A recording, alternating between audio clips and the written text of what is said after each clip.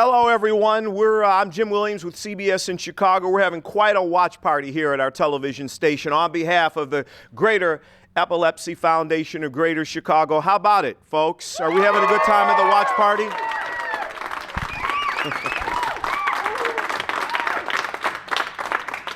We are going to start with Jenny and Luke.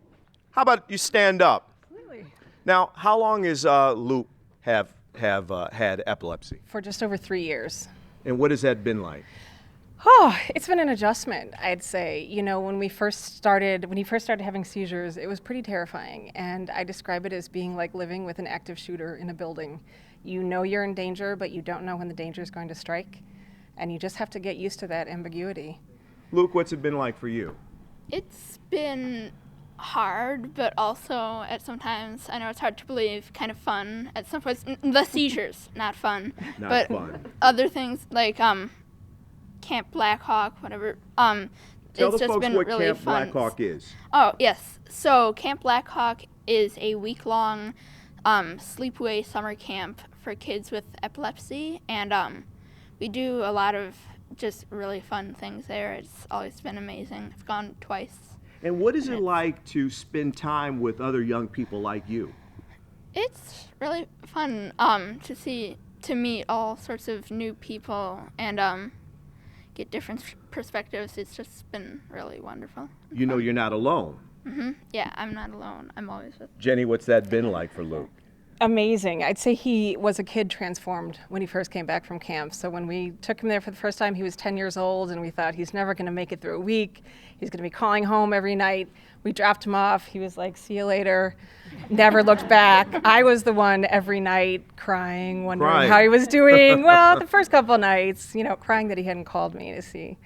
Did you see any change in him when he came back? Yeah, definitely. He came back way more confident, and I'd say just happier and just willing to try new things, and I think it was really magical for him. For other parents who are just now learning that their children have epilepsy, what advice would you have? Hang in there. You're going to get through this, and the more people that you can connect to, the better off you'll be. The Epilepsy Foundation has been amazing as a source of support, and other parents have really been helpful to us, and you can do this. You're stronger than you think. Have you been in a position where you counsel other parents?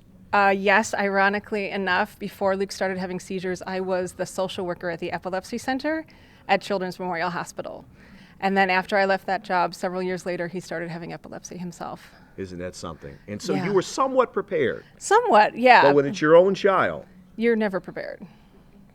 never prepared. Yeah, it's nothing you can really be ready for. You just have to do what you can and go with it, and you'll be surprised at how strong you are.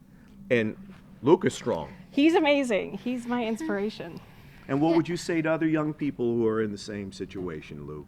I would say, you know what, don't be afraid to admit it. It sucks having epilepsy, but you can get through it. It might take a while, might take a really long while, but you'll get through it and you'll be okay. Well, you both are an inspiration. Thank you. Thank you for joining Thank us. you. We're going to move over. Yeah, how about a round of applause? We're with Dr. Jeff Loeb. He is at the University of Illinois at Chicago. What are we learning? What are researchers in Chicago learning? Well, I think, hearing Luke's story really tells us we need to learn a lot more. There's so much we don't know. It's a devastating illness because you never know when it's going to happen or what it's going to be like.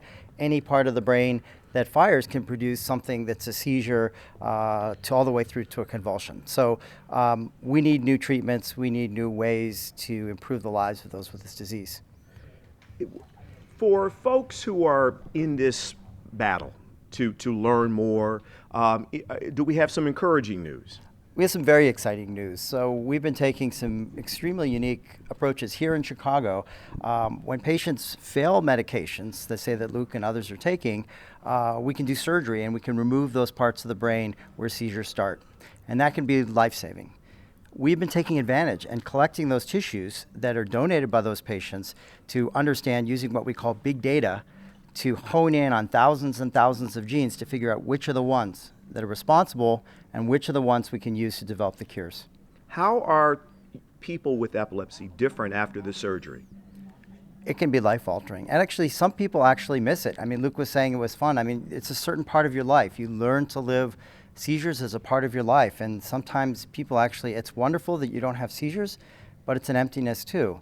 But it can be like, and it's not just the seizures. Even between seizures, it affects your mood, your personality. So many things can be affected, even when you're not actually having a seizure. Are you trying to do more to educate teachers and folks who, aside from the parents who are involved in the lives of these young people? We have a very exciting program called Pause to Learn About Your Epilepsy in partnership with the Epilepsy Foundation, both locally here in Chicago and nationally. Again, technology is the way forward. We have these tablet devices we can give to our patients and to the Epilepsy Foundation so that each person with this disease can learn about what's important to them. They can take this tablet home with them, learn on it. If they're from an area where they don't even have internet at home, it works that way. An educator can pop on through a Skype type program and walk them through it, and then their next appointment they bring the device back. So this is a CDC funded program that we're hoping to get out to the rest of the country. You're a neurologist. How I did am. you happen to get involved in epilepsy research? It's the brain. I mean, I'm a neurologist, I'm also a scientist, and we learn from our patients about the brain. I think it's a fascinating disorder because so many different things can be epilepsy. It's a very gratifying field to help people with this disorder because of the unexpected nature of the disease. So it's a really great profession. It's a really great opportunity to help those who need it most. What do you know now that you didn't know when you entered this field? Well, it's more that what I still don't know. When somebody comes to me and say, what do we know? It's all the things we don't know. And there's so many holes in our understanding of why parts of the brain, why these neurons get together and form these abnormal circuits that for whatever reason comes out of the blue and makes you have a seizure. So I learned what we don't know, and then when we learn what we don't know, then we can focus on knowing what we don't know. Does that make any sense? That makes it makes perfect sense, wouldn't you say? What advice would you have for parents of children with epilepsy? Kids grow up, and the problem is they still have this disease. And so the kids need to become adults. The kids need to learn how to manage the disorder, not just with their parents, but by themselves. And that's why these programs of enabling the person, the kid who's going to be the adult, or even parents, to learn how to better manage the disease and be comfortable with the disease. And seek out advice, seek out expertise, look for new approaches, help us, against this disease, fight this disease with better research. Dr. Jeff Loeb, thank you very much. UIC. Walking over here now to talk to Sammy. Sammy, why don't you stand up? When did you first learn that you had epilepsy? When I was 13. And what was that like for you? I actually started having seizures, and I was looking them up online, and I was thinking, these are seizures, and no one would believe me. And so I told my doctor. No one would believe you. Who No. didn't believe you? My parents, my doctor. What did they think it was? They didn't necessarily not believe me something was happening. I just don't, at least with my parents, I don't think they wanted to, say like something, my daughter's sick or anything.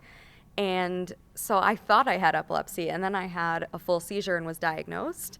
And so when they told me. Where did that happen? At my house, and they took me to the hospital in Evanston and was diagnosed. And so when they told me, I was like, yeah. You I knew know. it. Yeah. But were you scared? You know what? I wasn't scared. And I think it's because I knew it. I think I just sort of had accepted it for the past few months, and it was just already part of me. And tell me in those early days about the treatment. I started on one medication that was terrible, and it made me so tired. I was in half days of school for the rest of the year. And it made my cognitive skills kind of go down the drain.